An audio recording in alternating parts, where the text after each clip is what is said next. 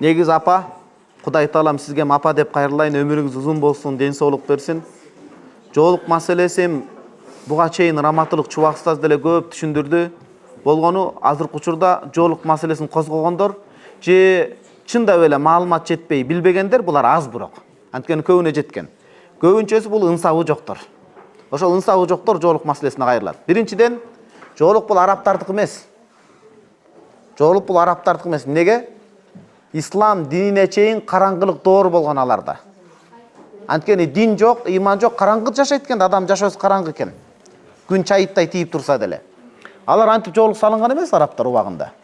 Бул динге байлаш керек. Жоолукту бир улутка байлабаш керек, бул чоң ката. Жоолукту бир улутка таандык кылып байлоо, бекитүү бул чоң жаңылыштык ката бул. Анткени ошол арабтар ислам динине чейин жоолук салынган эмес. Куранда Алла Таалам айтат: "Вала табарражна табарружал жахилиятул ула", исламга чейинки караңгылык, жахилдик, түркөйлүк доорундагыдай ачылып, чачылып жүрбөгүлө дейт. Аял заты сулуу болуп жаратылган, анан коом өнүгүү үчүн ой түз болуш керек. Анан аял заттын сулуулугу сыртта көрүнүп калса, жанагындай ой бузулуп кетпесин деген мамиле бар.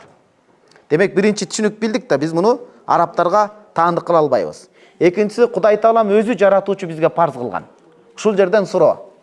Аллах бизге эмне керек, эмне пайда, эмне зыян билеби, билбейби? Аллах толук билет. Пенде кайсыл нерсеге муктаж, кайсыл нерсе пенде үчүн пайда, Аллах толук билет. Куранда Аллах Таалам эки жерде жоолукту парз кылган. Жоолукту парз кылганда да жоолуктун парзы Пайгамбарыбыз саллаллаху алейхи ва саллям айтат, өзүңдүн кыздарыңа үй бүлөңө биринчи жапкын деп келет да. Элестетиңиз, Пайгамбарыбыз саллаллаху алейхи ва саллям үй бүлөсү бизге үлгү болуп атат. Бул чоң буйрук болуп атат. Жөн эле келе калды арабташуу эмес. Пайгамбарыбыз саллаллаху алейхи ва саллям пайгамбар катары, диндар катары бекитилип атат. Анан үчүнчүдөн ушул ислам дининен оргуштап суу ичкен, жуурулушуна өмүрүнө киргизген ата бабаларыбыз манас атабыздын доорунан жоолукка маани берген. Болгону биздин жоолук жөнөкөй жоолук эмес, азыр элечек деген жоолугу менен болгон да. Мунун өтө бир терең философия, маани, маңызы бар. Анткени аял киши мондай бир аял киши бала төрөйт экен, аял киши бала тарбиялайт экен, сөөгү түз болуш керек экен, өтө кыйын экен да. Биз мына Египетте келинчегибиз менен жүрүп көрүп атпайбызбы? Канчалык кыйын нерсе бул. Аял киши, эркек аял кишини бала төрөп берген үчүн сыйласа дагы жетиштүү болот негизинде. Бул баягы аял затына жагынып, эркектер мага капа болуп отурбасын, калыс сен ушинте бересиң деп. Жок, ойлонуп көрсөк, эгер акыйкатты, ынсапты баарыбыз эркеги да аялды да ачып көрсөк, могу ынсаптын көзүн ачсак, акыйкатка түз карасак, аял заты бала төрөп берген үчүн сыйласак жарашат экен өмүр бою. Анткени бул өтө оор процесс экен. Төрөттөн кайтыш болгон аялдар шейит болот. Айтайын дегеним, динге жуурулуша жашаган ата бабаларыбыз манас атабыздан бери элечегин башына салып жоолукту салынып келген. Ал элечек кандай? Ушундай бир өзүнүн салмагы бар, башка бар, мынтип бүкүрөйүп калбастан бала төрөйт экен да, бекеринен баланы айтып аткан жокмун. Арка сөөгү, кыр сөөгү түз болсун. Өзүнүн аялдын сымбаты кетпесин деп жөн эле жоолук салынбастан биздин ата бабалар ошонун ибадат менен кошо адебин, адепке кошо ден соолугун, аял заттын келечегин ойлоп салынганда, жөн эле жоолукту шарт этип салып алган эмес. Биздин ата бабалар ойлонгон, акылдуу болгон. Булар ибадат менен, жоолук бул ибадат, жоолук бул ибадат, жоолук бул Кудай бекиткен парз. Бардык алымдар бир бооздан парз деп бекиткен. Ошону биздин ата бабалар ден соолук, нарк насил, тазалык бүт кошуп турганан салынган экен да. Демек, жоолук бул арабтардыгы деген адам манас атабыздын келинчеги, апабыз, энебиз Санирабига, Канике энебиз менен сүйлөшүш керек болот. Андан бери Курманжандатка энебиз менен сүйлөшүш керек болот. Төлөгөн Касымбеков атабыздын, мен бул жазуучуну ашыр айтсам алыс болбойт, жеке менин өзүмдүн баамымда бул киши мен үчүн биринчи калемгер деп тааныйт элем. Башкача адам. Төлөгөн Касымбеков атабыздын ошол сынган кылыч келкелин окусаңыз, Курманжандатка энебиздин ушундай бир акылдуулугу, көсөлүгү, дааналыгы кандай? Андан жогору Айчүрөк энебиз жана башка. Айтор бул кишилер жоолукту салынып келген, бул жерге арабтардын башканын тиешеси жок. Анан бүгүнкү күндө дагы бул мамлекеттик деңгээлде мектептерде жоолук уруксат берилген. Демек, ага антпеш керек. Болгону мектепке шай агын кийинип, формалары дал келе тургандай болсо ошол эсеп. Жалтыр-жултур башка болуп кетпесин, бул бир. Экинчи маселе, жоолук бул арабтардыкы дейт. Анда биздики эмне анда? Анда сиз кандай? Сиз каякты туурап жүрөсүз деген маселе бар да. Ошон үчүн жок, ынсапты ойготуш керек дагы, жоолук маселесине кайрылбай, ошону салынганда адеби менен, этикасы менен жакшынакай салынып жүрө турган болсок, биз ийгиликке жетебиз. Бүгүн аябай сүйүндүм. Манас аэропортуна мына Ошко учуп келатканда эртең менен жоолукчан эжекелер, жоолукчан эжекелер жанагы жерде Манас аэропорту иштеп жүргөнүн көрүп, ушундай көзүм кубанып, ошол кишилерге ыраазы болуп мен бата кылдым да. Бул акыйкат ошондой. Акыйкат Алланын дини бирөөгө жагабы, жакпайбы, бул Алланын дини дайым үстөн болот. Алланын акыйкаты жайылат, тарайт. Бир учур сыноо болот. Ак суюлат, бирок сынбайт дейт. Ошон үчүн буга эрегишкен адам Кудайдын каарына калышы мүмкүн. Инсапты ойготуш керек. Мына биз жумшак кенен түшүндүрүп атабыз сизге. Салт санадан алып келип атабыз, тарыхтан алып келип атабыз. Болду эми бияк инсаптуулук маселеси. Сөзсүз апа, сөзсүз. Сизге таазимиңизге таазим, атайын туруп эме айтып атасыз сурооңузду берип. Апа, негизи бизде Кыргызстанда баягы Куфтан менен Шам ортосу билесиз да. Ханафи мазхаб кылайык өзүнүн убактысы бар дагы. Азыр өзгөчө мо жайкы Саратанда күзгө келип баратабыз, эми кышка чейин. Кышта гана түн узарбаса, башка учурларда түн кыска болот да, Куфтан кечке чейин барат. Анан Куфтанды күтүп туруп, анан сүрөлөрдү окуйм дегенде жаш болуп, зирек болуп, тез окуса бир жөн.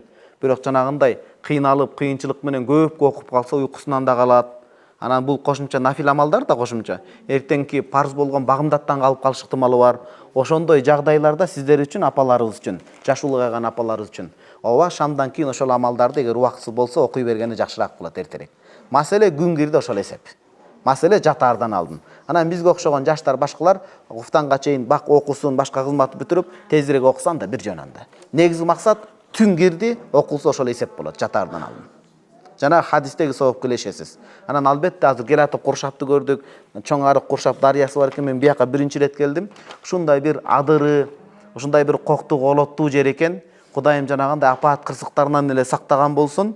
Ошол пейилди түздөп эле имамдан жазбасак, Кудайым ошо кырсыктарынан жазбай, жакшы бир кырсыктарын башка салбай, жакшы күндөрдү насип кылган болсун. Дуа кылабыз иншалла. Анда эмесе сиздерден келген ушул жазуу каттарын окуп эмете берсем, жооп берсем. Рахмат апа. Баягы көп аялдуулук маселеси, анан бул сабактар эфирге чыгат. Биз муну дин, исламдын, шарияттын алкагында сүйлөп атабыз. Законду көзгө илбей башка деген маселе жок, түшүнүктүүбү туугандар. Алланын шарияты бийик турат. Анан бирөө жарымдар ошол аркылуу баа чубак устазды сотко бергенде анан эметип жүрбөсүн. Мен диний шарият тарабынан алып сүйлөп атам. Туурабы? Диний шариятта кандай? Ал сүйлөгөнгө биздин укугубуз бар, анткени биз ошону окуганбыз. Муфтияттан да уруксат кагазыбыз бар, Аллага шүгүр. Апа бул мындай. Көп аялдуулук шариятта бар, Аллах Таала уруксат берген. Кур'ан-ы Каримде фанкиху ма таба лакум минан ниса масна ва суруба, көңүлүңөргө жаккан, аздек деп сыйлай турган аялдарды 2 3 4 алгыла дейт. Бул бар. Эч ким аны жое албайт. Бирок кимдер үчүн деген маселе бар. Биринчи маселе бул бар.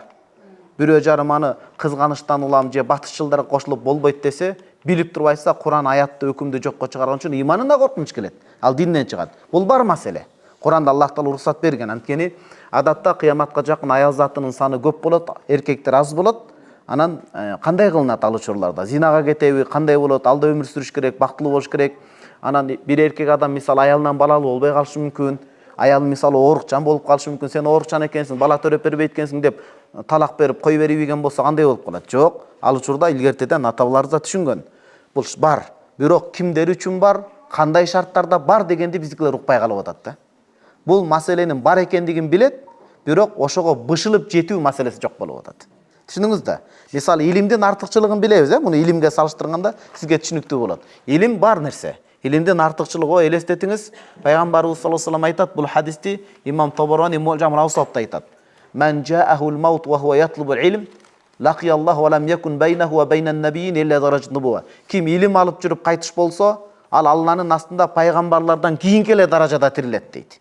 Пайгамбардын эшиги жабылды, акыркы сүйүктүү пайгамбарыбыз болсун. Андан кийин алардын жолун баскан бул алымдар болот. Амал кылса ошого шай жүрсө дейт. Илимдин артыкчылыгы бар, бирок ким алым деген маселе бар да. Азыр YouTube деген чубак устаз өткөндөн кийин башаламан болуп кетти. Соц тармактан чыгып өзүнүн алым көрсөтүп, суроо жоопко туура эмес жооп бергендер канча, дөөдүрөп туура эмес сүйлөгөндөр канча, мен катып айтсам кечирим сурайм. Асмандан ар кайсы нерсени алып акыйкатка дал келбей. Илимдин акыйкаты бар, бирок ага дал келбегендер көп да. Ошондой эле көп аялдуулук шариятта бар, бирок ага бышып жетилбегендер көп. Мына ошол бышып жетилбегендер, шартка туура келбей калгандар муну жаманатты көрсөтүп, дин душмандарын чырагына май тамызып, анан аларга мейли үй бүлөсүнө зулумдук бергендер көбөйүп атат. Маселе ушул бышылып жетилүүдө. Буга качан бышылып жетет эле? Ага чейинки иман маселесин ордуна коюш керек эле, ислам маселесин ордуна коюш керек эле, тасаввуф адеп ахлак жаатын ордуна коюш керек эле, мамилеге бекем туруш керек эле, өзү адилеттүү болсо, ошол турмуш жагынан дагы бар болсо, ата энесин дагы бышырып, үй бүлөсүн дагы бышырып жакшынакай, бул бышылтып баягы жеткизсе, ошол турмуш жагдайы чындап эле ырахат маселеси эмес, чоң бир жетим жесирди багуу максаты болсо, мен ойлойм аны биринчиден эле туура түшмөк адилеттүү болсо. Анан буга жашынып барып, билип калса коруп кетип талак берип коюп, же буга тийип качып күндүз барып, анан минтип жок, бул Кудайга жакпай турган маселе. Бул шарияттагы бар маселени ойноо деген сөз. Кандай эле баягы илимди, илимсиз сөрөйлөр чыгып алып туруп илимдин атын булгагандай эле кеп болуп калат. Эми сиздин маселеге келели. Муну Раматылык Чубакстазда айтат эле, жашыруун нерсе кыңыр иш 40 жылда билинет дейт. Ошон үчүн эртеби кеч бала ачыкка чыгат, ачык болуш керек. Кокусу өлүм бар, азыр бүгүнкү күндө бөөдө өлүм, кыяматтын белгиси бөөдө өлүм көп болот. Жол кырсыгынан башкадан мисалы, туурабы? Эртең өлүп калса мунун балдары ким экенин ким билет? Ошон үчүн бардыгы ачык болуш керек. Анан бул нерсеге бардыгы жокко да чыгара албайбыз, бул үндөй да калбайбыз. Эгер жокко чыгарсак иманга коркунуч кетет. Баарыңар үйлөнгүлө десек, бул сөздү оозубуздан чыкпай чыгып кетсе, татыксыз эркектер үйлөнүп алып аял затынын зулумдугуна калтырат, каргышына калат. Ошон үчүн муну шарияттагы бар нерсени бышып жетилген адам өзү аткарат Кудайдын астында. Бирок жалпы үндөп дагы ал нерседен тыйып да эметпейбиз, ал шарияттагы бар өкүм. Эми жанагы сиз айткан маселеге келсек, чындап тобо кылып, үй бүлөсүнө тең карап, адилеттүү болом десе, бала чакалуу болгондойн ортодо бөөдө жетим калтырбай, келип атса кечириш керек. Болгону маселе үчөө отуруп чечиш керек муну. Кой эми, болору болду, боёсу канды, биягын эми күйөөбүз адилеттүү болсун, тең кара, эми балдарды бөөдө жетимсиретпейли деп акылдуулук иш кылып чечиш керек болот, кечириш керек болот. Эми ал маселеси баягы ЗАГСтын өзүндө сен ажырашасыңбы, талак бересиң десе, талак түшүп калышы мүмкүн. Анан андай сөз колдонбосо, анда жашоо мүмкүнчүлүгү бар. Муну караш керек. Түшүндүңүзбү? Бир талак калса жашаганга укугу бар. Аллах разы болсун. Ошон үчүн эркектер ээлигип кетпесин. Ар бир нерсенин өзүнүн орду бар, башкасы бар. Ага чыдагандар бар, чыдай албай тургандар бар. Бул маселе минтип айтылып эмес, ал иш менен тастыктала турган нерселер. Түшүнүктүүбү? Ассаламу алейкум дейт. Биздин куттуу Түзбел жергесине куш келипсиз. Аллах разы болсун. Биринчи, энелер имандуу болсо, балдарды тарбиялоодо эң чоң таасирдүү болот. Бизге аялдарга дин боюнча сабакка, баянга муктажбыз дейт. Ошол муктаждык үчүн келип отурабыз. Анткени азыр адатта өткөндө Кара көлгө, Токтогулга келдик.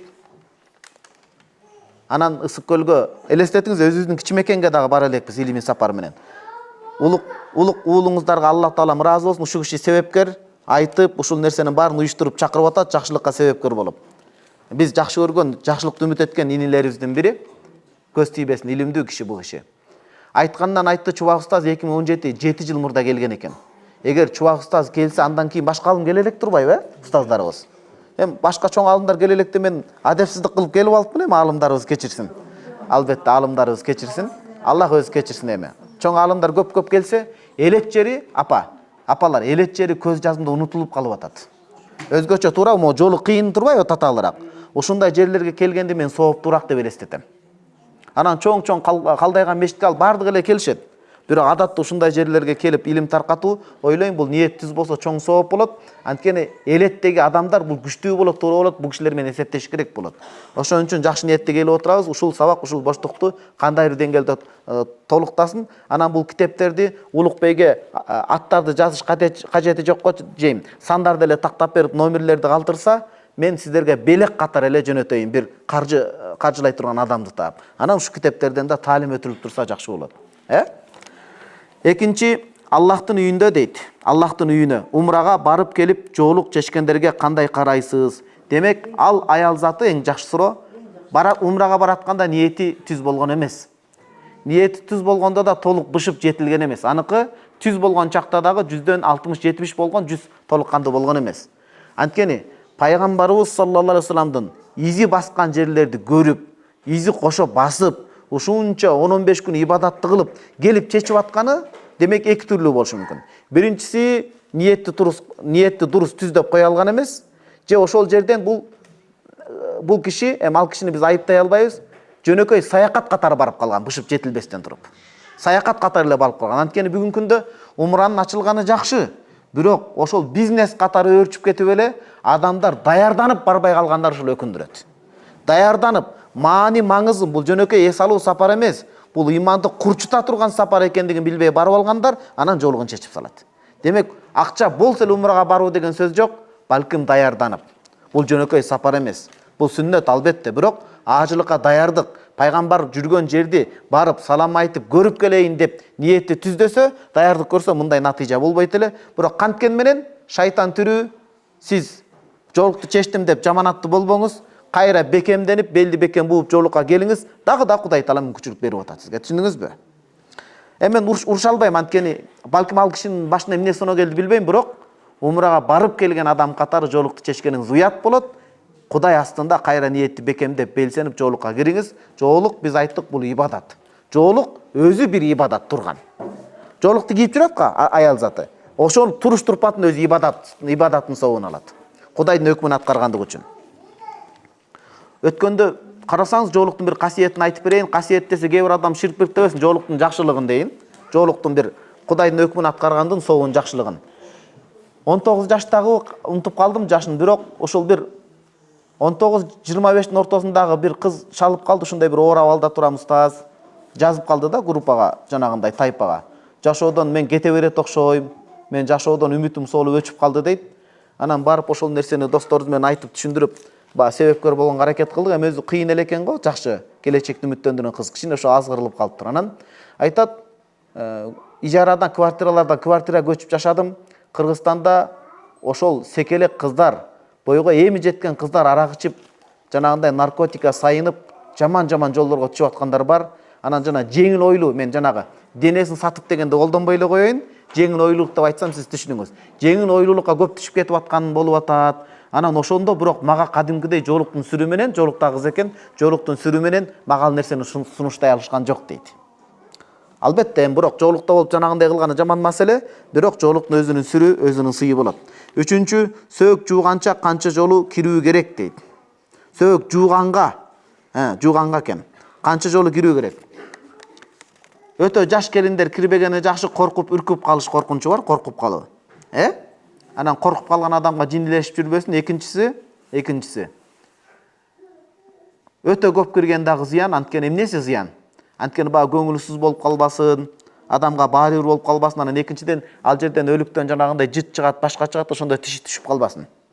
Ошон үчүн бир 2-3 айылда 2-3 ортозар аял затына даярдап коюш керек. Бул фард кифая, аткаргандан соо болот. Алмашып кезек менен жууп кирип үйрөтүп турса жакшы. Анан дайыма бир адам кирип турган болсо, ал жандай тиши түшүп калыш коркунчу бар, башка коркунчу бар. Ошо ден соолуктун алдын алуу максатында ошондой соопту аткарып бөлүшүп турганы жакшы болот. Аны бир санга чектебейбиз, түшүнүктүүбү? Сурооңузду туура түшүнсөм. Ассаламу алейкум устаз дейт. Биз сизди YouTube'дан сабактарыңызды көп угуп көрөбүз. Ошо сиздердин дуаңыздар менен жүрөбүз, апалар. Сиздердин дуаңыздар менен жүрөбүз. Сураныч, дуаларыңызды унутпаңыздар. Азыр сыйкыр, жин, шайтан өтө бир мындай бир күчөп аткан заман. Биринчи кезекте ошо мен өзүмдү албетте дин аалымын деп эсептебейм. Аалымдарыбыз, башкалар чоңдор бар. Мен илим окуучумун, бирок ушул элге дин жеткирем дегендерге көбүрөөк ушундай жолтоо кылышат экен да азыркы учурда. Ошого дуа кылып туруңуздар, сураныч. Кудайым адаштырбасын, сөздөн, көздөн жаңылтпасын. Анан эң негизгиси ушул дуада кошуңуздар, төгөрөгүбүзгө, чөйрөбүзгө жакшы чөйрөлүүлөрдү, жакшы ниетчендерди коштун. Адатта ошондой элге кызмат кылам деген адамдын чөйрөсүндөгү былгыткан адамдар кошулат дагы, ошолор адамды көргө түртөт биринчи. Ошон үчүн ар бирибиз чөйрөгө көңүл буруш керек. Ошо чөйрөсү жакшы болсун, үй бүлөсү тынч түгөл, бала чакасы дагы эч качан бала чакасынан бузуку чыкпасын деп дуа кылып коюңуздар. Сиздерден ушул гана сураныч тилектерибиз бар иншалла. Алла разы болсун дейт. Бүгүн насип кылган экен, жүзмө-жүз ушундай бир жолукканга дейт. Менин балама бир китебиңизди бериңизчи, окуп жүргөнгө 2 жылдан бери медреседе окуп жүрөт. Баламдын жашы 11-де рахмат дейт. Ушул суроонун ээси кайра астына номерди жазып койсун. Эгер балаңыз Бишкекте болсо мен арабчада китеп берейин, азыр могул жерден да бир китеп берейин, макул эми. Мына ушул суроонун ээсине ушул китепти бериңиз. Анан ушул жердин акырында баласынын номерин жазып берсин. Эгер борбор кала Бишкекте болсо биз ошол арабчадагы иншалла китепти берели. Аял киши үчүн кимдер но махрам болот жана махрамдар дейт. На махрам, но эмес, на махрам. Махрам деген түшүнүк эмне? Апалар, эжелер, эми жаңы келген эжелер болот да. Анан сабакка келген жолугу жок эжелер кысынбай кенен отуруңуз. Жолугу жок, сиздерге сабак айтабыз деген маселе жок. Иншалла, балким ушул ажеп эмес. Ушул сабактын акырында жолукка кирип, Кудайдын парзын аткарып кетсеңиз биз бактылуубуз. Бардыгыңыз Кудайдын сөзүн укканга акыңыз бар. Бардыгыңыздын Кудайга жаккан сыпатыңыз бар, туурабы? Ошон үчүн келип отурасыздар. Махрам деген түшүнүк мындай: түбөлүккө, убактылуу же түбөлүккө эч качан бирге мындай аял менен жалгыз калбай турган адам ошол намахрам болот. Бул болбойт, аялдын жанында жалгыз калбаш керек, жалгыз жүрбөш керек деген сөз. Ал эми махрам деген түшүнүк бул аял кишиге эң жакын болгон, жанында жүрсө боло турган, коргоосун ала турган адамдар, жөнөкөй кыргызча айтканда. Ошону махрам дейбиз. Мисалы, аял заты үчүн махрам өзүнүн атасы болот. Жогору кете берет. Атасы, чоң атасы бүт кете берет. Ошол ата тарабынан дагы чоң ата, апа тарабынан дагы таяталар кете берет, чоң-чоң. Анан өзүнүн агалары болот. Атадан бир деңгээл тепки чылдый түшкөндө. Анан өзүлөрүнүн инилери болот. Түшүнүктүүбү? Андан кийин өзүнүн уулу, небере чеберелери болот. Жана жакын бир тууган жакындардын уулдары, ошол өдөдөн кеткен, ылдыйдан кеткен уулдары намахрам болуп эсептелет. Махрам болуп эсептелет. Ал эми кимдер намахрам болот? Караңыз. Аял киши үчүн таекеси махрам. Мындай жөнөкөй мисал менен чагылдырайын. Таекеси менен нике кылганга болбойт, мисалычы, жакын болот. Анан таекесинин баласы же аталаш агаларынын балдары ага намахрам болуп калат. Жалпы жонунан алынганда тууган болгону менен жашыраак болсо жалгыз калганга болбойт, башка болбойт деген сөз. Мындайча айтканда кенен түшүнүгү намахрамдын жат эркектер. Имам Бухари риваят кылган хадиске ылайык пайгамбарыбыз саллаллаху алейхи ва саллям айтат: "Ла яхлуванна раджулун бимраан фа инна салисахума шайтан". Кудайдан корккон, акыретке иман келтирген эркек аял менен жалгыз калбасын, үчүнчүсү шайтан болот дейт. Демек, жат эркек менен жалгыз калбаш керек. Түшүнүктүүбү? Анан жакын туугандардын деле көз ойноктогондор болсо, алардан да этиятташ керек. Мисалы, жездеси болот, же кайнагасы болот, алар этиятташ керек баары бир. Азыр эмне деген суроолор келип атат? Карап көрүш керек. Улгайып, көз артпай турган болсо бир жөн. Анан жалгыз калганда жанагындай баланын жоктугунан же күйөөнүн жоктугунан, жолдошу жоктугунан пайдалана турган болсо, жалгыз турбаш керек ал жерде. Кийим-кечек, буюм тайымын алып, күйөөсү келгенче же башка болгончо чыгып туруш керек болот. Же ачык сүйлөшүп алыш керек болот, этиятташ керек. Суроолор көп келип атат. Кыскасы, махрам, намахрам кыскача ушундай. Анан YouTube'да бул боюнча дагы көбүрөөк айтканбыз бул нерсеге. Мындайча айтканда, намахрам жат эркектер деген сөз. Туугандыгы жок, өтө жакындыгы жок, жат эркектер деген сөз. Бай нике жүрө турган. Кайненемди абысынымдан кызганам, кандай кеңеш бересиз дейт. Жок, бул туура эле суроо, анткени кайненесин өтө жакшы көрөт экен булчу. Абысыны деген ошол кызы да, бул кайненесин ушунчалык жакшы көрөт экен. Кайненеси келип абысыны менен, абысын деген немени айтат да? Бир туугандардын аялдары болуп атат. Мындайча айтканда, жеңеси, анан бул эки экөө тең келин негизи. Экөө тең эле келин, абысыным деген экөө тең эле келин. Кайынсиңди болсо ал кызы болот эле. Демек, сиз кызганбаңыз, кеңеш мындай. Эмне үчүн диги кайненеңиз абысыныңыз менен, мисалы, жеңеңиз менен, жеме менен көбүрөөк жакын болуп атат? Демек, ал жүрөгүн тапкан. Кызганбаш керек, кызгануу барып душмандык алып барат. Мындай белая зависть тапкат, гыпта суктанса болот. Ушул менин абысыным кандай жакшы, карачы, кайненем тилин тапты деп. А сиз кызганууга жол берилбейт, бир гана суктансаңыз болот, мен да ошондой болоюн деп. Сиз абысыныңыз эмне жол менен жүрөгүн таап алды, сиз дагы ошондойдон ашыкча кылсаңыз, кайненеңиз сиздики да болот, анан аныкы дагы болот. Маселе сиздики болуш эмес, ошо кайненен сүйүүсүнө арзуу маселе. Кайненем абысындан кызганам дейт. Ошо абысыныңыздан ашыкча кызмат кылыңыз, кайненеңиз сиздики да болот, аныкы дагы болот иншалла. Жакшы суроо. Ушул кайненесин кызганган келинге ушу китепти белек кылалычы, ушу суроонун ээси ким? Акырын эле колун көтөрүп койсун, акырын эле мынтип көтөрсүн. Анан баардыгы сен кызганат экенсиң деп келекке кылып жүрбөсүн анан.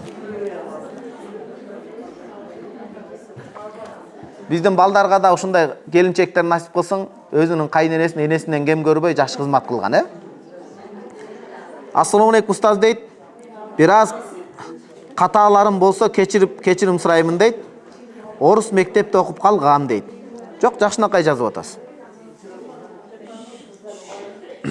Мен 18 жашымда атам каза болуп калган. Аябай көп арак ичет болчу. Жана арактан каза болду. Чоң атам да ошондой болчу. Өзüm канчалык ыйманымды бекемдөөгө аракет кылсам да, эртең сураштырып келип кандай жердин кызы деген күндөн бир аз корком дейт, кооптоном дейт. Атасы ичип таштап кеткен болуп атат да. Азыр 20 жаштамын, атамдын карыздары калып кеткен үчүн иштеп окуган эмесмин. Үйүбүз дагы кредитке салынган. Ошол нерсе дагы жүрөгүмдүн тынчын ала берет. Көп жазып салган болсом кечирим сураймын. Жок, сиз көп жазган жоксуз. Жан дүйнөдөгү сыгылган нерсени жаздыңыз. Атам каза болуп калган деп атат да, мындайча айтканда арак ичет болчу. Арактан каза болду дейт. Эгерде ыйманы бар болуп, арактан каза болсо ал түбөлүк тозокто калбайт, бирок оор акыбалда болушу мүмкүн. Ыйманы бар, ошон үчүн сүйүнүңүз сиз. Ыйманы бар, эгер динден чыгып кетсе, анда биз өмүр бою ыйласак болот эле. Атам акырети күйүп кетти деп. Ыйманы бар, жок дегенде ошону баш байнак кылып кармап туруңуз. Бирок кечирилди дебеңиз, анткени бул чоң күнөөкөр болуп өлүп атат арактан. Аллахтын илимине тапшырат. Аллах кааласа ыйманы бар үчүн кечирет аны. Бирок Аллах кааласа аны биз билбейбиз. Аллах кааласа аны азаптап жазалайт тозокто. Бирок ыйманы бар болгон үчүн акыр түбү бейиштик болот. Сиз сыгылып атасыз атаңызды ойлоп. Кыжаалат болгонуңуз туура, көп намаз окуңуз, Куран окуңуз, сооп кылыңыз, бирок ошол ыйманы бар экени сизди жошутсун. Бир аз жошутсун ыйманы бар экени. Өтө эле 100% коркуп калбаңыз.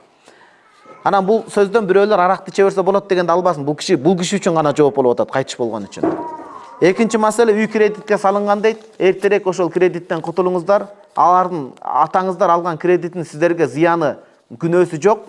Эртерээк ошол кредиттен кутулуш керек болот, маселе ордуна келет иншалла. Анткени адатта аялбай куш эмне кылат? Же иштей албаса, 5-6 баласы менен кыйналып, запкы чегип калса, эркек жаман жолдорго барса, эркек жооп берет. Эми аял заты ал учурда мажбур абалда болот. Болгон иштеп дагы жакшы күйөөгө чыгып, өзүңүздү ойлоңуз дагы ошол кредиттен кутулуп, үйдү эртерээк арамдан адалдаш керек болот иншалла. Анан орус тилинде болсо дагы сиз суроо жазыпсыз, сизге дагы бир белек берели, ошо керектүү кыргызча окуңуз. Бул жерде окуганда иншалла кыргызчаңыз бир топ эле такшалып калат. Молдолордун тили чоркок, анан кыргызча жазганды билбейт дейт. Жок, бул өтө адабий эмеде жакшынакай жазылынган. Иншалла ушуну окуңуз, сизге белек болсун атайын. Орусча окусаңыз да кыргызча жакшы жазыпсыз.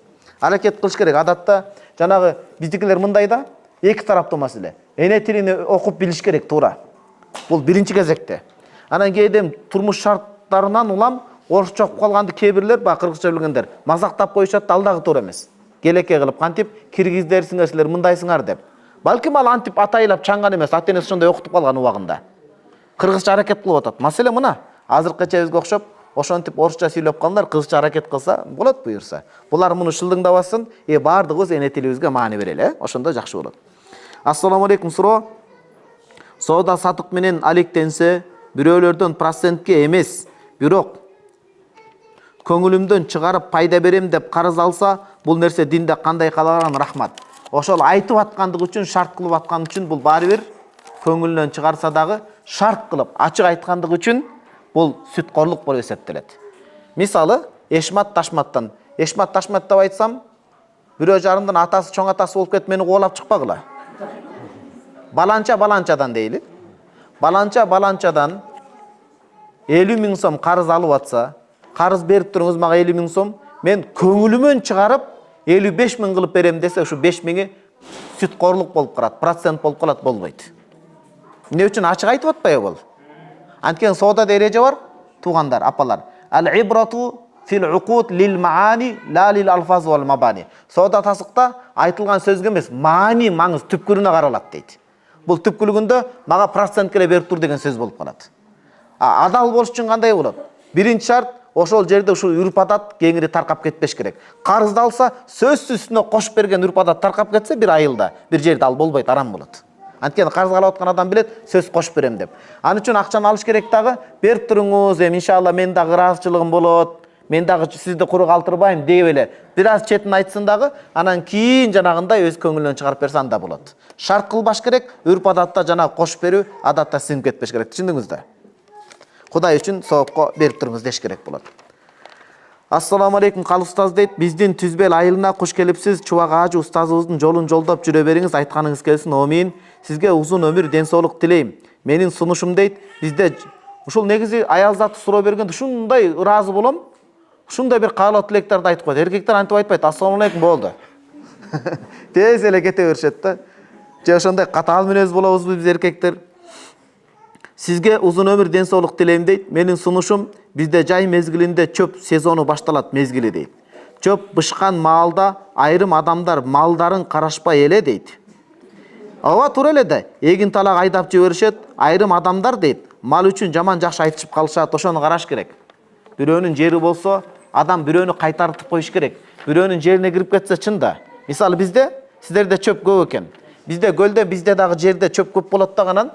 Жана чөп өскөн жер бар го, малын агытып бошотуп ет, мал тепселеп салганда аны чалгы менен да чаба албайсыз да, туурабы? Ат теп салат, анткени мен бала чакта барып чабат элек да. Чалгы менен да чаба албайсыз, кыйналасыз. Чындап бирөөнүн акысына кирген болот. Ошон үчүн жок дегенде айкой деп турган бирөөнү дайындап койсо жакшы болот. Анан эми бирин экин кичине эле тепсеп кетсе, аны үчүн айгайлашып урушпай, эми ушул мал дегенде акыл жок, эми жакшы эле карап аттык, мал деген мал экен деп ал жагын караш керек. Ал жагын караш керек. Эки тарап тең. Ошол маселе боюнча эркектерге мечитте боло турган сабагыңызда түшүндүрүп берсеңиз деп. Макул? Мен муну карекем өзүнчө алып коесузбу, өзүңүзгө салып. Муну түшүндүрүп берели. Туура эле бирөө мал менен оокат кылат, башка кылат, карап койгон жакшы эме. Бирок мал деген мал болот, баары бир караса деле кээде чыгып кетсе, аны менен урушуп, жаңжалдашып сотко берип отурбаш керек. Биринчи, айылда бир жумада бир жолу таалим өтүш үчүн эмне кылуу керек, кимден уруксат алуу керек? Бул жерден улук мырза инибиз бар, анан мечиттин имамы бар, анан жергиликтүү жамаат бар. Туурабы? 5 амалды өтөгөн. Демек, улук инибиз, Аллах разы болсун, алым киши, сиздерге ортомчу болсун, бул киши ошол мечиттин имамы менен, бүт нерсе мыйзам менен, тартип менен, адеп менен болуш керек. Анан ал жерде таалим өтүлө турган эркектер сиздерге түзүп берет, анан ошонун чегинде сиздер таалим өтөсүздөр. Анан ой келди, кой өзүбүз өтө берели деп өтсөңүздөр, башында таалим, хадис окулуп баштайт, акырында анан атаандашып өтүп кетет аял заты. Аял зат бир алтын тагынып келет, күйөөсүн барып мээсин жейт. Баланчанын аялы алтын тагынып келиптир, мен 10 жылдан бери 2 бала төрөп берсем деле алтыным жок деп баштайт. Атаандашат, башы сабак менен, акыры ушак менен бүтүп калышы мүмкүн. Ошон үчүн бул жерде эркектерге тапшырып, анан тартип менен болсо, тартип болгон жерде жакшы болот. Барат, таалимди өтөт, ошол жерден талкуулап туруп кайра кайтат. Туурабы? Анан элестетиңиз, мен сиздерди айткан жокмун. Үйгө чарчап чөп чаап келсең, аялың каякта десе, ондо таалимде десе эмне болот анда? Элестетиңиз. Саат 10-до чарчап келдиң, же жарма жок, же тамактын дайыны жок, таалимде отурат десе болбой калат. Ошон үчүн ал убактылуу ошондой өтүлүп кетиш керек. Анан үй таалимин жандандырыш керек. Мына, могу китептерди, чоң-чоң китептерди алып, күнүгө бир хадистен окуп берип туруш керек балдарды тегеректер. Экинчи, балдарыма кандай тарбия берсем, алым, хафиз балдар болот. Эне дайыма тамак ашты даарат менен жасап бериш керек. Экинчиси, эне көп зикир кылыш керек, анан балдарына үй таалимин көп өтө бериш керек. Баларды ошол мындай кичинекей кезинен эле келгиле отургула деп туруп бир тажатып ийбегендей кызыктуу кылып, жок дегенде 5-10 мүнөттөн окуп баштаса деле, бала өзү кызыкканча. Мына ушул үй таалими балдардын аалым болушуна себеп болот. Анткени ал угат, хадисти угуп атат, ал ошол нерсени талкуулайт, түшүнүктүүбү? Анан сиз ушул 3 нерсени кыласыз. Даарат менен тамак аш жасайсыз. Экинчиси жанагында үйдөн таалим өтөсүз, анан көп балдарыңызга зикир айтасыз. Зикир айтып Кудайдан тахажжудта суранасыз, балдарыма алым кыл деп. Калганын эркекке тапшырасыз, күйөөңүз анан акырын жетелеп барып сабактарга алып барып туруш керек болот, ушундай. Аллахым разы болсун. Ушунчалык сонун суроолор да. 3-чү суроо, мен өзүм 5 убакыт намаз окуйм, баарын Аллахтан сурайм, бирок негедир бактылуу боло албай жатам, эмнеге? Жок. Сизге бакыт көрүнбөй атат. Бакыт бул көрүнбөгөн куш. Неге көрүнбөгөн куш? Мына мо бейиштик үй бүлөдө 5 хадисте жазганмын. Хадис бар, которгонмун. Адам бактылуулугун сезүү үчүн ылдый жактагыны караш керек, ылдый жактагыны. Сиз жогору жактагыны карап коюп атасыз. Ылдыйга карагыла деген сөз, исламда дагы бөлүп жарабы, байкедей деп. Жок. Ылдыйга кара деген сөздүн төркүнү Аллах суноо берген. Сизден дагы оор суноо берген адамдарга көз чаптырсаңыз, сын тагып эмес, шүгүр кылуу үчүн ошондо сиз бактыңызды сезесиз. Мисалы, сиздин 5 мал намазыңыз бар, жоолугуңуз бар, балаңыз бар. Бирөөнүн жоолугу да жок, бирөөнүн намазы да жок, жоолук намаз болсо бирөөдө бала дагы жок. Мен ушундай адамдарды билем айылда. Күнүгө эртең менен үйүнөн өтүп баратканда ошо эненин ыйлаганы угулат эле. Менин балдарыма бала бер деп ыйлаганын. Ошол тагдырына жазылбаптыр. Ошол апа ыйлаган боюнча эле кайтыш болуп кетти. Баласы балалуу боло албады. Бул тагдырда жазылбаса ошондой экен да. Демек сиз бактылуулукту ошондой караганда кадимкидей өзүңүздү бактылуу сезесиз. Анан шайтан сизди азгырып атат, ошон үчүн бар бакытты баалап калыш керек. Бар нерсени бааласаңыз Кудай көбөйтүп берет. Ла ин шакартум, шүгүрдү көп айтыңыз. Бул шүгүрсүздүк болуп калат. Ким мага шүгүрдү көп айтса, шүгүр кылса, лазинаннакун көбөйтүп берем дейт. Анан балким сурооңуздун астыңызда күйөөңүз жакшы мамиле кылбай атат окшойт. Сиз бактысыз боло албай атканыңызга. Эркектерге барсак, иншалла аларды төпөштөйбүз өтмө мааниде. Анан бактылуу эле болуп каласыз иншалла. Ассаламу алейкум устаз дейт. Менин чоң атамдын 4 аялы бар дейт. Күйөөм менен урушуп кетсем, мен деле 4 аял алам деп айта берет. Айткан сайын менин көңүлүм кала берет. Ал айта берет, ал айткандар ала албайт, коркпоңуз. Неге кыжаалат болосуз? Адатта алам деген адам ала албайт ал. О, тымызын жүргөндөрдөн коркуш керек, билдирбей.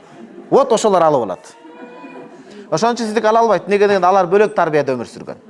Ал сизден коркот го, кээ урчуларда сизден акча сурайт го. Кантип ала алат алан? Ооба, кечиресиз. Ошон үчүн анын айткан сөзүнө маани бербеңиз. Сиз 4 аял алам десе мынтип айтып коюңуз. Сен биринчи чоң атамдай болуп ал. Сиз биринчи чоң атамдай болуп алыңыз, анан көрөбүз дейсиз. Ошон үчүн ага маани бербеңиз, кыжаалат болбоңуз. Аял затына тиешеси жок. Жаман эркек өлөм деп коркутат, анан башка бирөө кетем деп коркутат дейт. Ошон үчүн ал куру бекер сөз, ала албайт ал. Кокус алып калсачы? Калыс молда сен ала албайт дедиң эле каты күн деп чыгып отурбаңыз. Ал жагында Кудайдан корк дейсиз, бирок ала албайт, коркпоңуз. Саламатсызбы дейт. Багымдат намазга тура албай калсам, кантип окуса болот?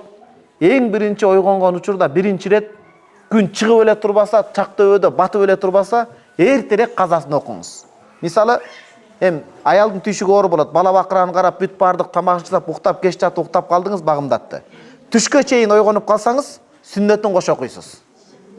Тухфатул Мулук деген китеп келет. Түшүндүңүздү апалар? Түшкө чейин туруп калсаңыз, 2 рекат сүннөт, анан парзды окуйсуз. Бирок бул милдеттүү амал эмес, сүннөттү окуу. Түштөн өтүп кетсе, эртерээк анда парзын эле окуйсуз. Айтор, биринчи мүмкүнчүлүктө эртерээк парзды окуп калыш керек болот. Саламатсыздарбы дейт. Мурунку окулбай калган каза намаздарды кантип окуп толукташ керек? Ар бир намаздан окуй бериңиз. Ар бир намаздан казан окуй бериңиз. 3 убакта окубайсыз. Чыгып атканда, так төбөдө турганда, күн батып атканда. Анан азыр журналдар чыккан, кичинекей календарлар. Ар бир каза намаздардын ошол таблицасын чыгарып койгон. Ошону Бишкектен алдыртып алсаңыз, ошол жерлерди, же Оштон алдыртып алсаңыз, ошол нерселерди толуктап окуй бересиз. Ассаламу алейкум дейт. Биз сиз менен умрага кошо барганбыз дейт. Машалла, машалла, кошо барган экенбиз. Ошол жерден да сиздин сабактарыңызды көп уктук. Аллахым сизге разы болсун, үй бүлөңүз менен бактылуу болуңуз, эки дүйнөнүн бактылыгын каалайм дейт. Аллах разы болсун сизге. Аллах разы болсун сизге. Аллах разы болсун сизге. Умрага барыпсыз, ушу китепти да сизге берели иншалла. Анан калгандар капа болбой туруңуздарчы, мен кечирим сурайм. Салмак чектелүү экен, мен салып эм буюрса. Ошол сиздин жаныңызда турган эки апага эки китеп бериңиз дарабанда. Апабыздардын шагы сынбасын. Эки апага эки китеп бериңиз.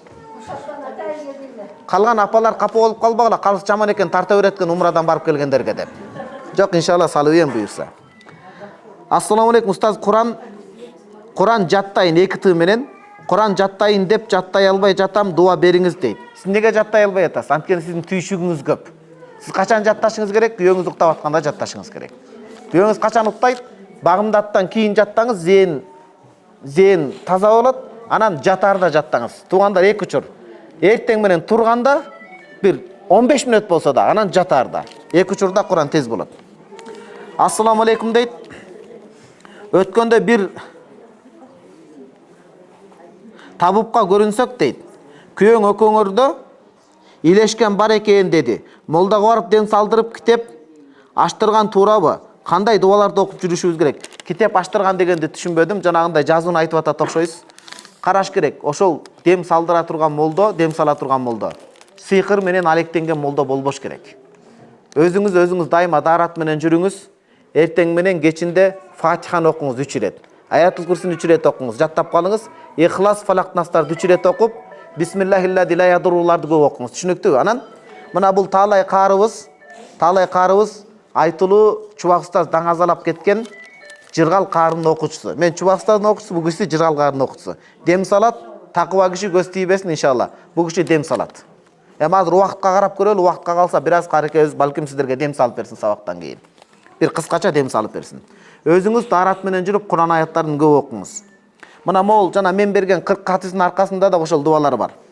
Аллахым сизден разы болсун, динге бүтүн Үмметке пайдаңыз тийсин, пайдаңыз тийген ага-энелерибизден көп болсун дейт. Амин. Устаз, биз илим алдык. Аз да болсо Аллахыма шүгүр. Жолдошум дааватчы болгондуктан турмушка чыккан элем. Динге мээнет кылалы, илим алалы, даават алып чыгыңыз десем, эчел укпай келет. Өлбөсөм чыгасың деп. Өлүп калсачы? Чын ушинтип айтпаш керек. Өлүп калса кандай болот? Бул Кудайга шүгүр да ушундай иманды аял бергенине. Ошондой түртүп көмөк берип аткан аялы болгон эркектер сүйүнүп эле чыгып кетиш керек, Кудай берди деп. Туурабы? Иншалла мен сабакта айтамын, Кудайым буйрса. Мен динимди жакшы жашай албай суздашып кеттик дейт. Хиджабка дагы шартка жараша болуп калды. Үйдө намахрам да бар. Балдарыбызды диний окууларга окуталы десем, аракет кылалы десем эчел укпайт. Кээде барып, баарын жыйыштырып салып келет. Жок, бул күрөш. Жашоо күрөш. Баарын жыйыштырып салсаңыз болбой калат. Ажырашып кетип калсаңыз. Бул жашоо күрөш болот. Бирок баардыгынын сыноосу бар. Президенттен баштап, саясатчысынын дагы, молдосунун дагы, артистинин дагы, маданият бүт баарынын башында сыноо бар. Бирөөгө атадан келет. Бирөөгө атадан келет. Мага ушундай суроо келип атат. Кызына дагы көз арткан өз кызына, келине дагы көз арткан кайнаталар бар. Буга эмне дейсиз анда? Анын астында сиздин күйөөңүз периште алтын болуп калат. Ар биринин бирөөгө ата, бирөө ападан келет. Ошон үчүн жыйыштырбаңыз, бул жашоо күрөш. Ар ким жашоодо күрөшкө жараша соовун алат. Бүгүнкү демократиячылар Батыш Европадан туура эмес таалим бергендер эмне деп айтып атат? Күрөшпө, сен күрөшпө жашоого деп атат. Ажырашып кетип кал деп атат. Ал ошол ажырашып кетүүдөн баленин баары башталып атат азыр. Эркектерге эскертип коюңузчу, илим алган кыздарды алса кыйнап коюшпасын. Ошон үчүн шариятта айткан. Илимдүү кыздар илимдүүлөргө тийиш керек. Теңдик, теңи менен, тезек кабы менен. Теңдик маселеси. Мындай аял эркектерге каралбайт. Эркектер карап аялдар чыксын деген сөз жок. Теңдик аялга бекитилген. Эркектер аялдан ылдый болсо албасын. Тең болсо же жогору болсо алсын деген сөз. Чын мисалы, бир кыз илим окуса, ислам университетин же медресени бүтсө, бала эң жакшысы шариятта теңдик, ошол кыздын илиминен кем эмес илими болсун. Ошондо ал аялды кордобойт деген сөз. Бул маселе ошол себептен козголгон. Иншалла мен айтамын, айылдын түйшүгү оор билем. Мен келгенче эле түйшүгүн сезип койдум, кандай түйшүк оор экендигин. Демек кандай түйшүк билем, бирок ошого жараша сооп аласыз. Таргиб, жакшылыкка кызыктырып, жамандыктын кайтаруу китебинде Имам Мунзириде хадисап келген. Аялдар шунчалык амалдарга пайгамбарыбыз саллаллаху алейхи вассалам доорунда суктанышканда Айшени өзү өкүл кылып жөнөткөн. Пайгамбарыбыз саллаллаху алейхи вассаламдан барып сураңызчы, эркектер динди коргоп жортуулга чыгат экен, ажыга барат экен, эркектер балампай соопту иштеди кылат экен. Биз эмне кылабыз дегенде, аял кишинин эң чоң сооп иши бул ажылык менен умра, андан кийин үй тиричилиги деп келет. Күйөөсүнүн, үй тиричилик деген ошол да, күйөөсүнүн алып бурушкан иши. Ушул түйшүккө сиз сооп аласыз. Кудайга шүгүр деңиз, анткени башка жерлерде түйшүгү жеңил болгон жерлерде эптеп жумушту да кылбай, зинага башка кетип аткан аялдар бар. Анын астында сиздин кадыр баркыңыз бийик болот иншалла. Чарчап каласың дейт, динге мээнетти бирге алып кетсең, баары жеңил болмок эле, Аллах үчүн хижрат кылса жакшы амалдарды да аткарсак дейт. Буюрса хижрат кылып журтта отурасыз, бирок сиз кетип калсаңыз, башка бирөө кетип калса, 3 белде ким калат? 3 белде эч ким калбай калат. Ошон үчүн түзбел кечиресиз. Түзбел 3 бел болсун, анткени 3 айылдан келип атпайсыздарбы? Түзбелден баары көчүп кетип калса кандай болот? Ошон үчүн сиз бекем болуңуз, кийин ал жерге деле барасыз, Кудай өзү алып барат. Бирок айтайын дегеним, сиз балаңызды тарбиялаңыз, сиздин жетпей калган мүдөөңүз балаңыз жеткирет. Ушундай бир баланы тарбиялаңыз, не только Кыргызстан, бүткүл Орто Азия, дүйнөгө илим таркатсын ал. Англисче дагы, орусча да, кыргызча, дүйнөнүн кытайча дагы дүйнөгө дин жеткирсин, сиз ошондой баланы тарбиялаңыз. Ошонун тапкан сооптору сизге түзмө-түз илеше берет. Макул, мен муну мечитте сүйлөйм, карыке муну алыңыз. Иштен окуңуз деген эжеке сурооңузга жооп, ажырашып кетпеңиз, эскертиңиз. Чубак устаздын сабагын коюп бериңиз. Чубак устаздын сабагын коюп бериңиз, мен муну эркектерде козгоймун. Ошондой маселелерди айтып атканда айтыңыз. Ушул маселе менен кылып эртең бойго бүтүп бала болуп калса, баланын көзү көрүү болуп калат деп айтыңыз. Ошол айынан бойго бүтүп бала болуп калса, ушул уятсыздык мамиледен улам. Эртең бала бечел болуп калат, ден соолуктан ажырайт, бала арамза болуп, арамсийдик бала болуп калат деңиз. Аягы суюк кыз болуп калышы мүмкүн деңиз. Айтор ушинтип мен баягы ушинтип эскертип коркутуңуз, мындай нерсе барбаңыз. Анан айтыңыз, кызганычың жокпу? Ошол учурларда ошондой жаман нерселерди көрсөткөн эркек аялын кызганбаган болот, кызганбаган эркек бейишке кире албайт деңиз. Кандай бул? Сен мени зинага түртүп атасың. Эртең сен жокто ошол нерсе болсо кандай болот? Сен намысың барбы? Деп эркектин намысына тийип жашынакай сүйлөшүңүз ушул маселеде. Мен муну эркектерге катып айтамын, Кудайым буйрса. Азыр көп нерсени айтайын деп атам, тартынып атам. Ассаламу алейкум устаз дейт, менен мен микро онлайн курста окуйм. Пропис китеп керек болуп жатат. Бизде Кыргызстандан китептер барбы? Жооп бериңизчи дейт. Пропис китеп дегени кандай? Куранды кол менен кармап окуган китеппи? Же жанагындай Куранды эми жазуусун жарымы арабча, Курандын баягындай жарымын өзү жазып толтура турган китепти айтып атасызбы? Илимиңизге, талпынганыңызга таазим. Сизден жаш карындаштар, эжелерибиз үлгү сабак алсын. Бишкекте бар, мен өткөндө Айбек бар го Куранга. Макул, Улукбей, сиз бул суроону сизге берем. Жанагы Айбек бай деген Бактияр бейим билет. Ошол Түркиядан алып келип сатат экен, айтабыз, балким түз белдеги апаларыбызга бир аз арзаныраак кылып бергиле мүмкүнчүлүк менен. Жарайт. Сиз номериңизди жазып бериңиз азыр. Бактияр бейим, эметип коесузбу? Номериңизди жазып бериңиз, ошол жактагы балдар менен тааныштырып сүйлөтүп коебуз.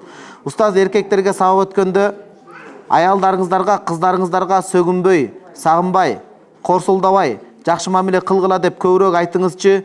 Өздөрүн өнүктүрсүн, анча-мынча китеп окуп, өздөрүнө карашсын. Аялын жемелей бербесин. Баняга бармайларын азайтсын дейт. Туура эле. Мен муну колдойм, анткени өтө мокочо болуп, кир болуп кетсе, барса бир жөн.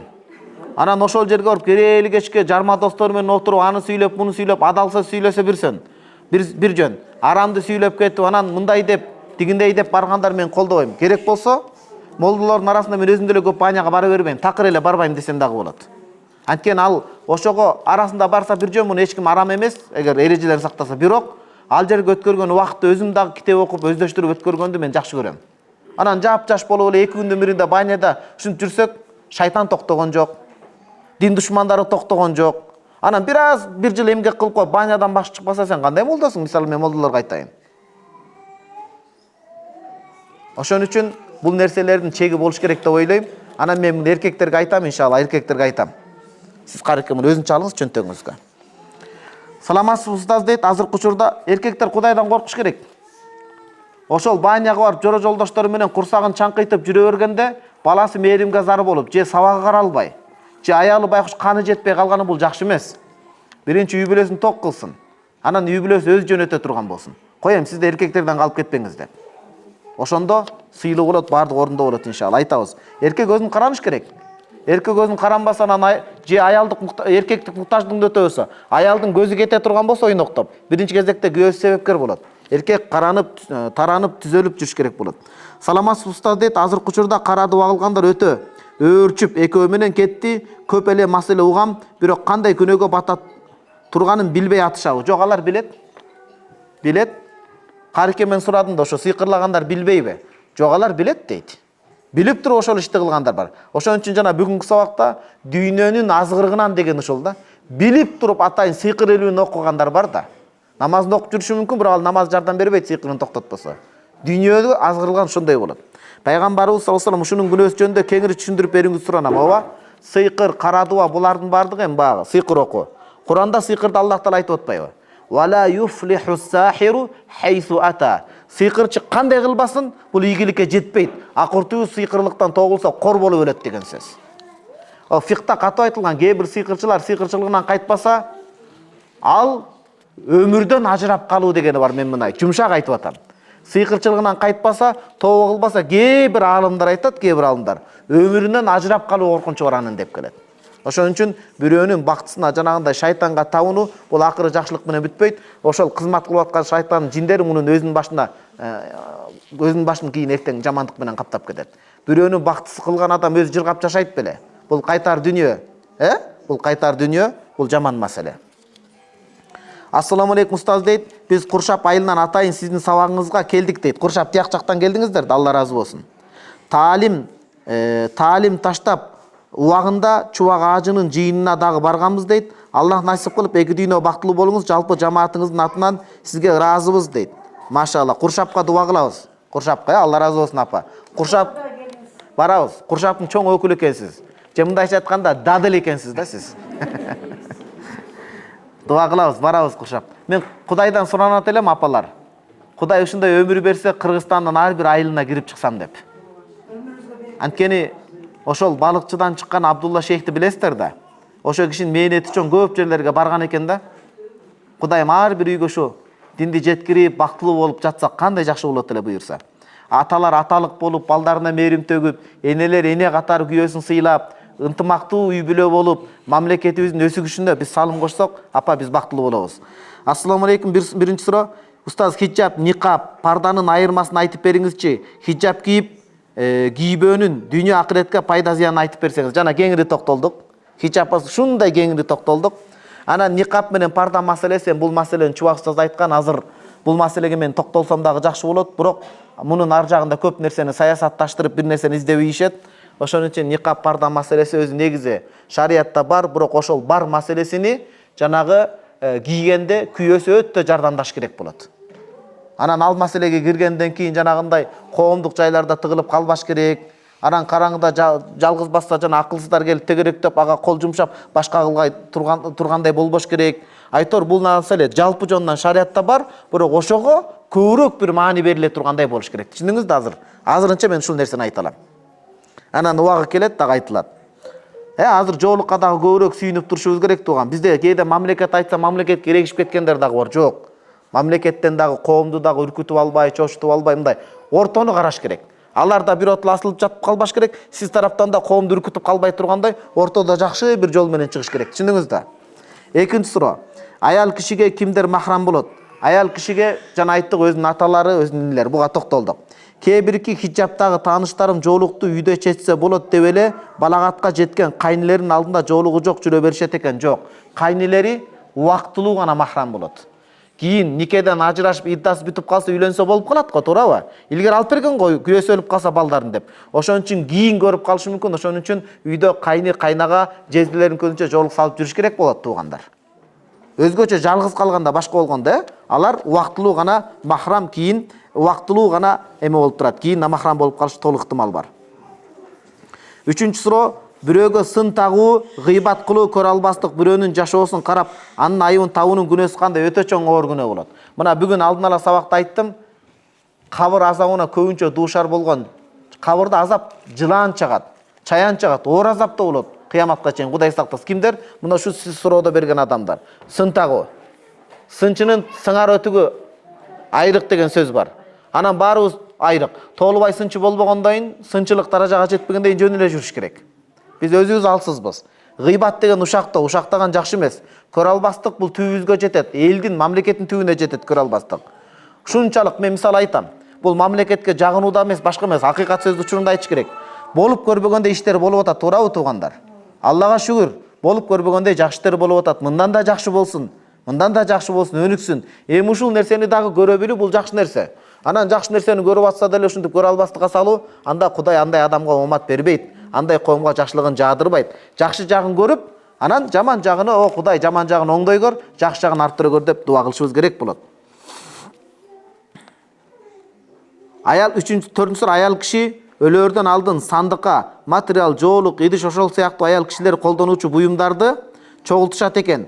Аларды айылдагы аялдарга, тааныш билиштерге чай берип таратышат экен. Көзү түрүсүндө же көзү өтүп кетсе, тажиясына келген аялдарга таркатылып берилет экен. Ислам дининде бул нерсеге кандай каралат? Бул нерсе барбы динде? Милдеттүү түрдө бар дебейбиз. Бирок бул диндеги жалпы Куранда аят бар. Ва таавану алал бирри ва тaqwa, жакшы сооп иштерде жардамдашкыла дейт. Мен өтүп кеткенден кийин менин рухума сооп катары жетип турсун деген илгери үмүттө, жакшы ниетте кылса мунун зыяны жок. Адатта ошондой мен эскерип дуа кылып жүрсүн деп, ошондой жакшы ниетте таштап кетет, ошонун ичине кирет мустахаб деңгээлинде. Бул милдеттүү эмес, бирок ушундай ниетте кылса соо тиет иншалла. Мен эстеп дуа кылсын деген сөз. Эң жакшысы көз түрүсүндө эле энчилеп берип койсун. Анткени көз өткөндөн кийин ал киши балким ширк болуп, башка таризде түшүнүп алышы мүмкүн да. Эң жакшысы көз түрүсү кезинде эле берип коюш керек. Айтыш керек, мына ушу мен сизди сыйлайм, апа, сиңдим мен сени сыйлайм, мына көз түрү кезинде берип кой, мен эстеп дуа кыла жүр, кокусу өтүп кетсем сенден мурда деп берип койгон, бул эң жакшы болот. Пайгамбарыбыз саллаллаху алейхи ва саллям айтат: "Тахаду тахаббу", белек бергиле, ортодогу мамилелерди чыңдагыла дейт. Бул ошого түшөт. Ана муну мындай сөз кылыш керек экен, ушуну кылбай өлүп калсаң десе, бул анда динге жаңылык киргизген болот. Анда жаңылык киргизген болот. Биздин айылга куш келипсиз, баскан кадамдарыңызга Аллах ыраазы болсун. Амин. Атам, апам өтүп кеткен, түшүмө кирет, бирок мага жакын болбойт. Алыстан көрөм, сагындым, түшүмдө болсо дагы жыттагым келет, кучактагым келет. Эми кыз киши ушундай болот, кыз киши атага жакын экен. Мен Кудай Тааладан 2 кыз берди эле, 3-үнчүсүн да кыз сурасам, келинчегим бала сурап коюптур. Эми ал Кудайдын бергени, баарыбыз эле эркек сурайбыз, албетте. Ал муну менен жалган айткан болобу? Эркек керек, бирок негедир билбейм, кыз киши башкача болот экен атанын жашоосунда. Алла эркек бала да берсин, кыз бала да берсин баарына. Бала жокко бала берсин, кыз жокко кыз берсин иншалла. Мына ушул жерде отурган карикеме да сонун бир кыз берсин, ушул жерден суранып калалы. Улукбейге баарыбызга Кудайым буйрса. Анан кыз киши бирок башкача болот. Карасаңыз, ата энеси өтүп кетсе дагы атасынын, энесинин жыты назар да. Ошон үчүн кыз баланы кордобош керек. Мен муну эркектердин сабагында айтамын, басып иншалла. Сиз эмне кыласыз? Курандарды көп окуп, акыр кыяматта ажыратпасын деп тилениңиз. Азыр эч нерсе эмес. Акыр кыяматта ата эне менен бейиште бирге кылсын деп, ошого татыктуу ибадат кылып, ошол жерде түбөлүк жашоо болот. Иншалла ошол жерде чыныгы жыт менен жуурулушуп жатып калган бололу. Ассаламу алейкум рахматуллах устаз. Акыркы убакытта сабактарыңызда көп көрүшүп, менин сабактарыңызда көп көрүшөбүз дейт. Көп көрүштү насип кылсын Аллах Таала дейт. Менин үй бүлөмө дуа кылып коесузбу? Кайын журтума дагы. Мен аларды жакшы көрөм. Дагы бир нерсе, мен жолдошумду аябай жакшы көрөм. Шариатта 4 аял парыз дейт. Эркектер бурмала барат ушинтип. Парыз эмес бул. Парыз болсо мен эмне кылып жүрөм анда? Жок, парыз болсо мен эмне кылып жүрөм? Мен бир аял менен эле, Кудай, өзүңө шүгүр деп эле топ кармап жүрбөйүнбү мен? Карикем деле топ кармап жүрөт. Туугандар, 4 аял алуу парыз эмес. Жакшы билгиле. 4 аял алуу важип эмес. 4 аял алуу кээ бирлер сүннөт дагы дейт. Сүннөт менен мустахаб, мубахтын ортосундагы амал бул. Түшүнүктүүбү туугандар? Ушинтип жол таап алгандар бар. Айтор андык бул парыз эмес. Аял алам десе эмне кылам дейт? Ал да мени жакшы көрөт дейт. Сиз минтип айтыңыз. Сизге али көп бар, такыбачылыгыңызды толуктай бериңиз деңиз. Такыбачылык толуктай бериңиз. Туура? Бул туура сөз. Неге? Сунан Абу Даудта хадис келген, апаларым, эжелерим. Мен кана лаху имраатан дейт, кимдин 2 аялы болсо, 2ден көп. Фамали ихдахума, такыбачылыктан тайып экөөнү бирөөнү ооп кетсе, жаа яумал кыямати ва шиккуху маил, кыяматта бели үзүлүп келет дейт. Ошон үчүн айтыңыз, сиз такыба болуңуз, анан көрө жатарбыз деңиз. Такыба болуш оңой эмес. Такыба болуш оңой эмес. Туурабы? Такыбачылыкка жетсин. Анан такыба болбой жатып, намазы жок, зекети жок, карындаштары жоолуксуз жүрөт. Карындаштар никеси эле жаман мамилеге барып жүрөт, эжелери. Анан ошонун баарын ойлонбой туруп эле төшөгөн ойлоно берет. Кандай бул? Ошон үчүн такыбачылыкты бекемдей бериңиз. Акеси, агасы, күйөөсү деп айтасыз да. Такыбачылыкты толуктай бериңиз, көрө жатарбыз дейбиз. Иншалла, ушинтип айтасыз. Бирок мен ыраазы болуп атам. Аябай сиздерге мен түзбелги ыраазы болуп атам, анткени бир да ошо кайнене жөнүндө дайыма барган жерде кайната кайненеге урматты кошоюн деп атам, анткени кайнене, кайнаталар урмат көрбөй баштаптыр бизде. Кээде алардан кеткен учурдагы болот, туура. Алар да кыздарындай кабыл алсын, анан биздин карындаштар суранч кайната кайненеге да урмат көрсөтүш керек. Бул жерде мына кайненемди жакшы көрөм деп атат. Бүт бардык айтып атат. Демек, иншалла, карикебиздин балдары бар. Демек, бул жерден Куда түшүн ойлонуп коюшуңуз керек экен да, карике. Иншалла, сиз ушундай бир жакшы кызмат кылган келиндер чыгат буюрса. Таянум болуп калыптыр, мы менен жазасыз, эм менен. Таяммум деп. Таям боюнча түшүнүк берип койсоңуз дейт. Шариатта айтылат, эгерде сууну колдон албаса, анда топуракты, ташты суунун ордуна колдонсо уруксат дейт. Бул кургакты карат дейт. Мисалы кандай? Ооруп атасыз, Кудайым шипа берсин, сууну колдонгонго болбойт дейт дарыгер. Анда ал учурда сууну токтотуп, ошол топуракка күйүп, ээрип, күлгө айланбаган нерсеге, топуракка же ташка, ташты татмага жууп келесиз, анда чаң болбош керек, жууп күнгө кургатып, суу өтпөгөндөй болуп туруп. Анан ташка колду коесуз, анткени сиз сууну колдон албай ооруп атасыз. Же суу токтоп калган 2 километрден ары алыс. Барып алдырсаңыз болот, бирок күйөөңүз жок, жумушта. Таш казганы кеткен мрамор сары ташына. Сиз үйдөсүз. Ошол учурда эмне кыласыз? Суу жок болуп калса, анан же сууга барайын десеңиз, жанагындай зөөкүр эркектер бар экен. Күйөөңүз жумушта экен.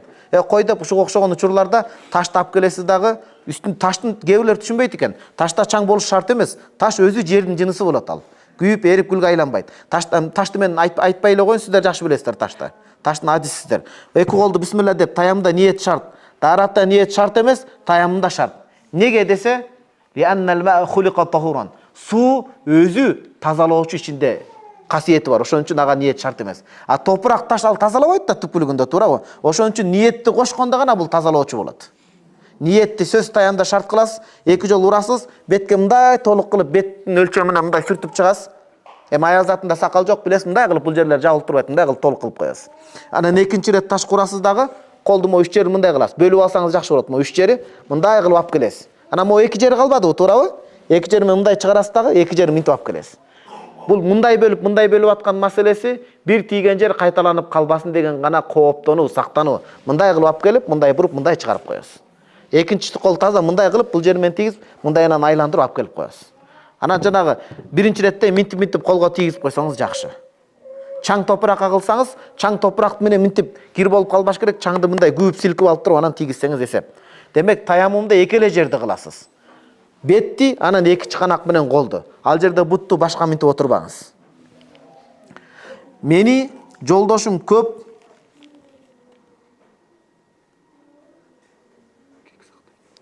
Менин күйөөм көп кек сактайт дейт. Кек сактабаң десем ынабайт дейт.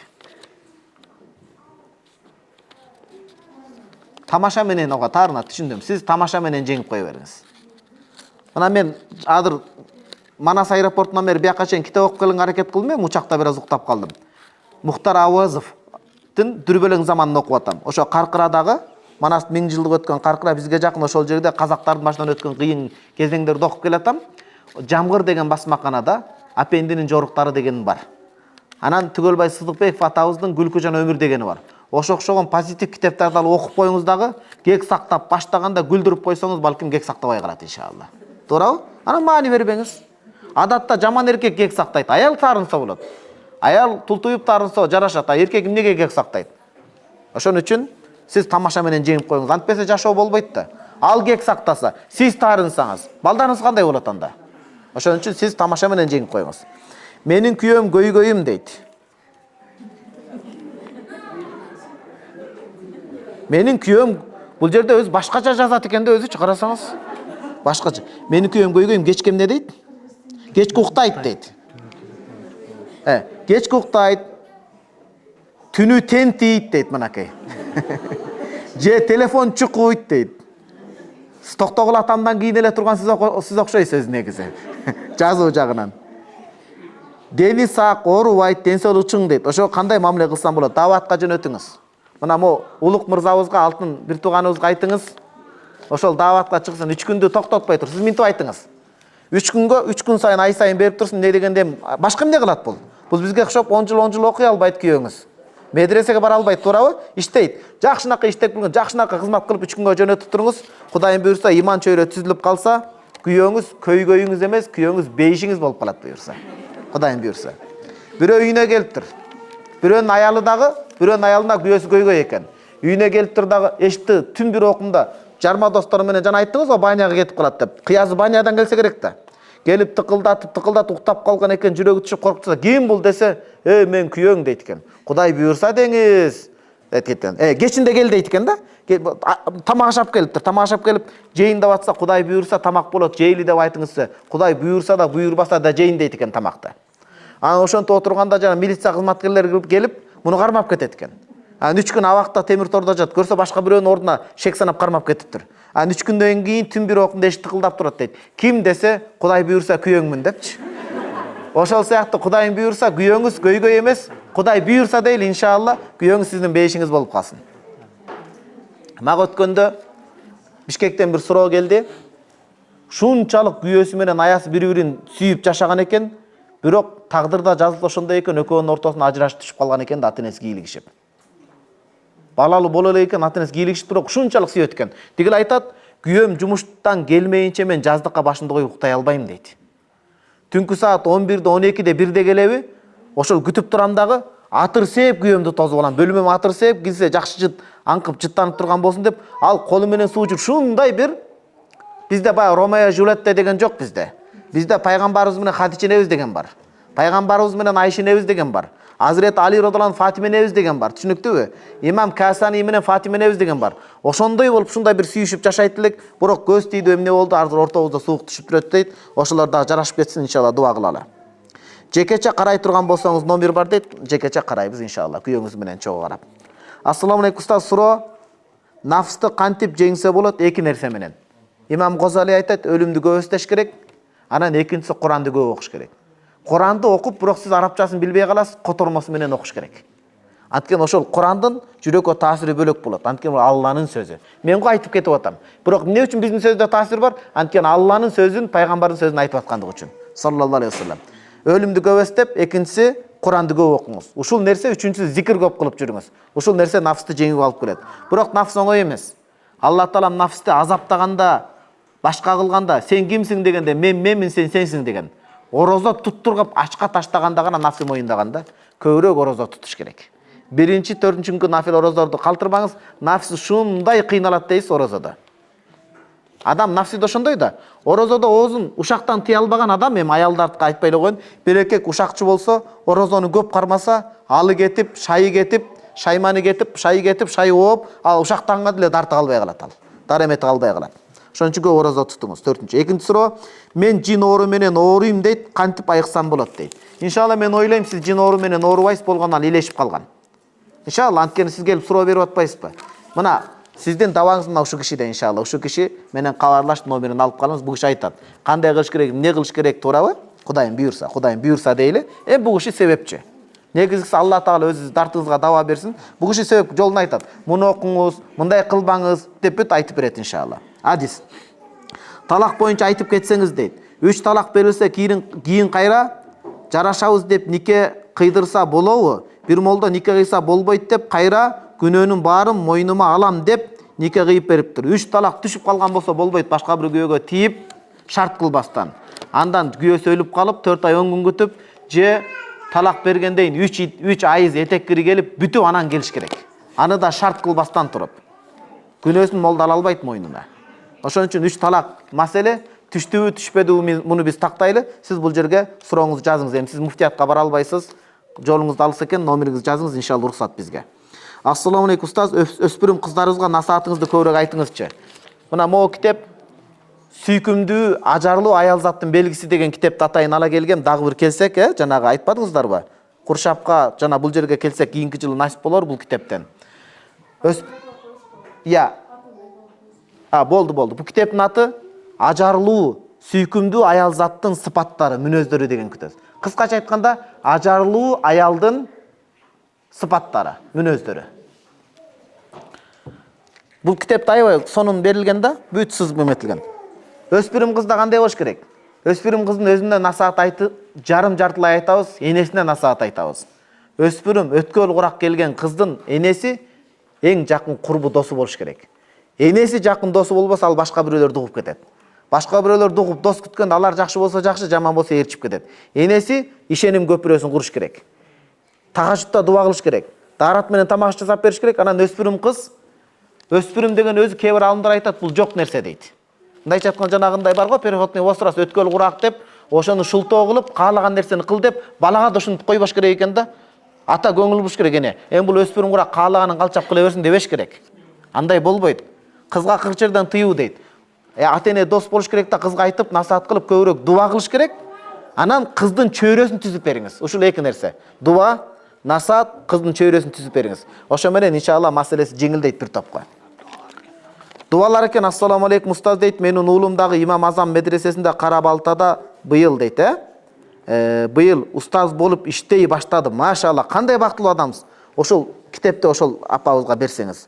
Ушул уулума дуа кылып коюңуз. Иншалла сиз да айтыңыз, Калсбек таксырга дуа кыл деп ал балаңыздан сураныңыз. Чоң алым экен. Талак боюнча айтып кетсеңиз, 3 талак берилгенден кийин кара жарашабыз дейт. Жок, бул жана жооп бердик. Ким ушуну берсе акырын кол көтөрүп койсун, суроо номериңизди жазыңыз. Ассаламу алейкум устаз, келгениңизден Аллах ыраазы болсун. Үй бүлө бала чакама дуа кылып коюңуз. Сөзсүз. Ассаламу алейкум устаз, келишиңизге Аллах ыраазы болсун. Кызыма дуа кылып коюңузчу дейт. Дуа кылалы, жакшы болуп басып кетсин дейт. Бишкекке жөнөткөнгө аракет кылыңыз, ошол жерде жакшы врачтар бар иншалла. Биз дуа кылалы. Амин.